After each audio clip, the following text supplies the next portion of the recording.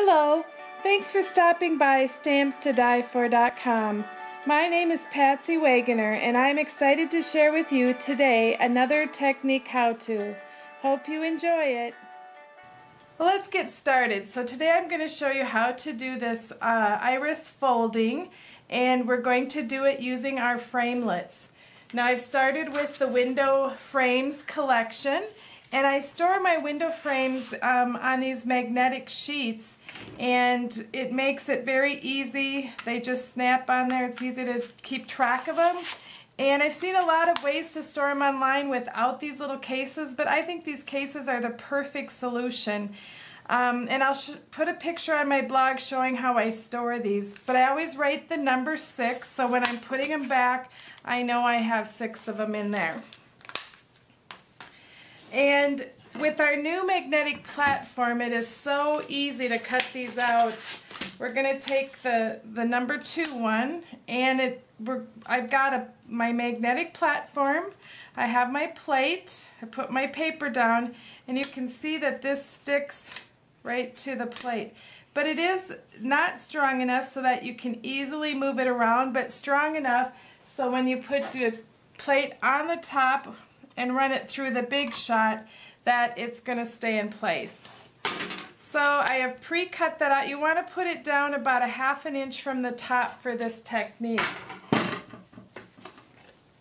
Now if you hop over to my blog, you'll be able to print out this free technique page. It comes in 2 pages, or you can print it front and back.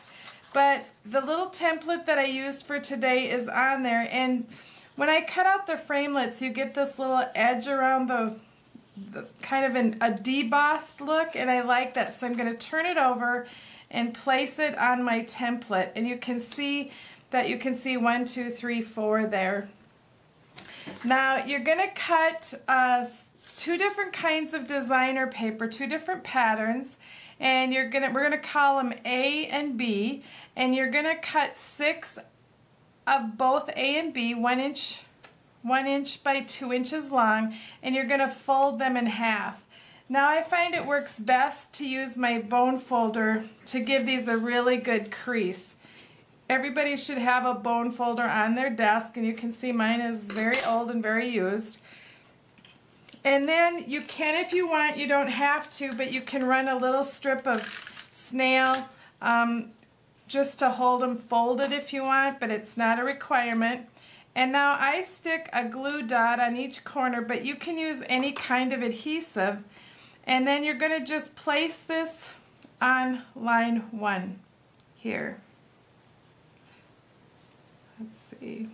So that would be this line because it's the one that the number is in. So we're covering up actually 2 little sections in that first area. We're going to get our glue dots on the corner of designer paper B, and we're going to put that right there like that.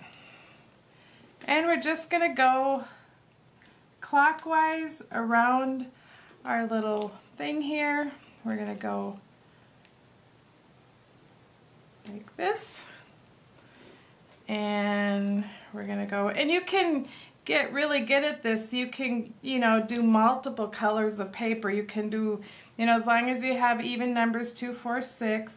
But for getting started, I recommend using just 2 patterns. Number 1, sometimes it's hard to get some that look good together when you're starting out, that coordinate well, and it just helps you set up the rhythm. Now I've pre-put my glue dots on these, which does make it much easier, and you might even want to try that at home, just to put your glue dots on ahead of time. We're going to put that here. Now be sure you always have your adhesive on the next layer and not your, oh, that one's 12, you can see there. Okay, so now we're left with this little box. You could keep going and making it a smaller hole, or leave it as it is like this. And for this, maybe you want to stamp something in there and put it behind there. With my card, I decided to put this coordinating little flower in the center and then just stamping a sentiment. And I did layer it with dimensionals just because it's kind of thick. It helps raise it up. And that's this week's technique how-to. I hope you enjoy it.